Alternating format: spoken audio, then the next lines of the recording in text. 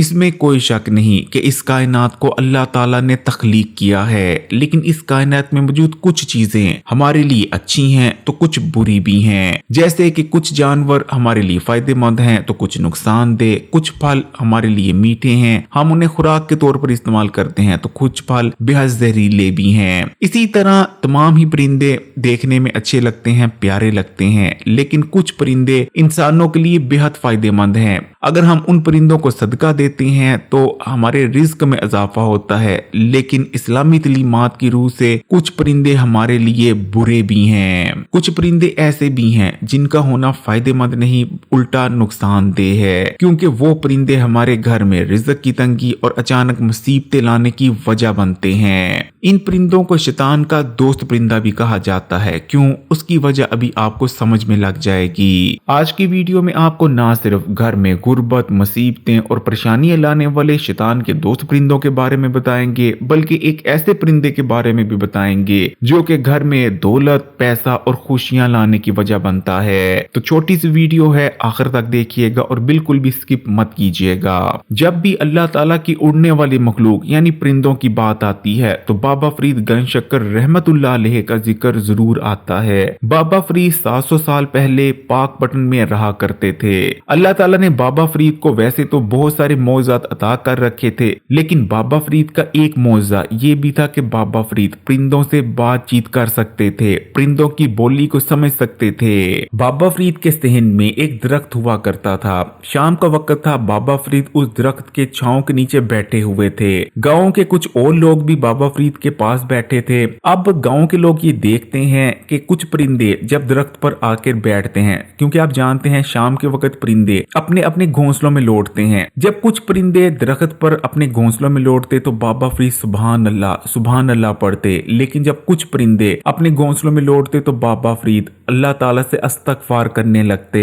गांव के लोग ये तमाम माजरा देखकर बहुत ज्यादा हैरान होते हैं कि कुछ परिंदों को देखकर तो बाबा फरीद सुभान अल्लाह पढ़ रहे हैं, लेकिन कुछ परिंदों को देखने के बाद बाबा फरीद अल्लाह ताला से इस्तगफार करने लगते हैं। जब गांव वाले इसकी वजह पूछते हैं तो बाबा फरीद का कहना होता है कि तमाम ही परिंदे अल्लाह ताला के बनाए हुए ही हैं और तमाम ही परिंदे अल्लाह ताला को मानते हैं और अल्लाह ताला की इबादत भी करते हैं, लेकिन 3 परिंदे ऐसे भी हैं जो कि शैतान की भी मानते हैं, और शैतान ने जब भी कोई बुरा काम करवाना होता है तो शैतान इन 3 परिंदों की मदद जरूर लेता है। शैतान का दोस्त पहला परिंदा है कौवा। कौवे के अंदर ये सलाहियत पाई जाती है कि कौवा ना सिर्फ शैतान को देख सकता है बल्कि जिन्नात को देख सकता है और बलाओं को भी। नबी करीम सल्लल्लाहु अलैहि वसल्लम ने तो ऐसे कौवे को कत्ल करने तक का हुक्म दिया है जिसके सर पर सफेद धारी मौजूद होती है। ऐसा कौवा पाकिस्तान और भारत में तो आम नहीं पाया जाता, लेकिन दूसरे बहुत से ममालिक में ऐसे कौवे पाए जाते हैं। सिवाय हिंदू मजहब के दुनिया के तमाम ही मज़ाहिब में कौवे को या तो मनहूस या फिर बदकार परिंदा माना जाता है। सिर्फ हिंदुओं का ये मानना है कि कौवा एक अच्छा परिंदा है,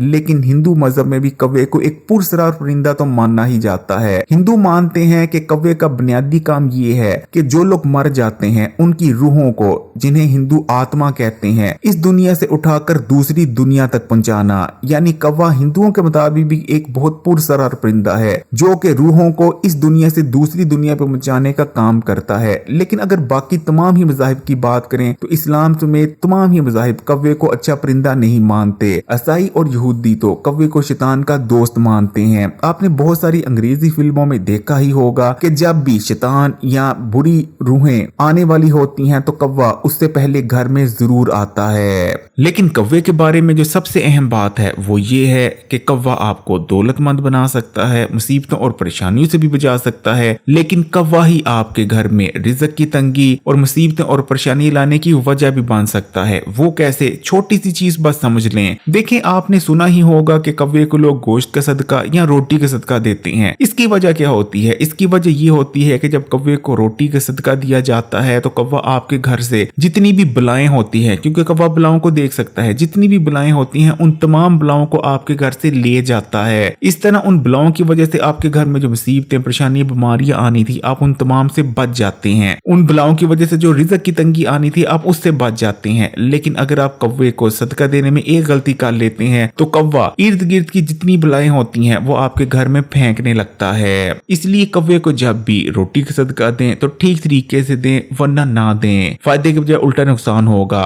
वैसे कौवे को रोटी का सदका देने का ठीक तरीका क्या है और कौन सी गलतियां आपने नहीं करनी, उसके बारे में इस्लामी बात यूट्यूब चैनल पर वीडियो मौजूद है जिसका लिंक मैं डिस्क्रिप्शन में दे दूंगा। उस वीडियो को जरूर देख लीजिएगा अगर आप कौवे को रोटी का सदका देना चाहते हैं। तो अब बात कर लेते हैं दूसरे शैतान के दोस्त परिंदे की, जो कि है बगला या कूंज। बगले का नाम तो आपने लाजमी सुना होगा, लेकिन कूंज कौन सा परिंदा होता है शायद उसके बारे में आपको ना पता हो। देखें, कूंज बुनियादी तौर पर एक किस्म का बगला ही होता है जिसकी गर्दन इतनी लंबी नहीं होती। कूंजें बहुत लंबे लंबे फासलों तक उड़ती हैं। कूंजों के बारे में कहा जाता है कि कूंज जब उड़ना शुरू करती है तो बाज दफा कई मुल्कों के ऊपर से गुजरकर तकरीबन आधी दुनिया तक पार कर जाती है। कूंजें जो होती हैं वो अक्सर आपको रात के वक्त भी उड़ती नजर आती हैं। एक मखसूस किस्म की जो आपको परिंदों की आवाज आती है, और जब आप आसमान पर देखते हैं तो आपको कोई परिंदा नजर नहीं आता तो वो बुनियादी तौर पर कूंज ही होती है, क्योंकि कूंज बहुत तेज उड़ती हैं और आमतौर पर जोड़ी में उड़ती हैं तो ये बहुत तेजी से आपके सर से गुजर जाती हैं। इसी तरह रात के वक्त अगर आप कभी छत पर सोए हों तो आपको दूर, बहुत दूर आसमान पर परिंदों का एक झुंड उड़ता नजर आता है जो कि कतार बांधे कहीं जा रहे होते हैं, सफेद रंग के होते हैं। ये भी कूंजें ही होती हैं। कूंज के बारे में भी यही माना जाता है कि ये एक पुरस्रार परिंदा है जो रातों को बहुत तेजी से उड़ उड़कर शैतान को लोगों की खबरें देता है। शैतान का तीसरा दोस्त परिंदा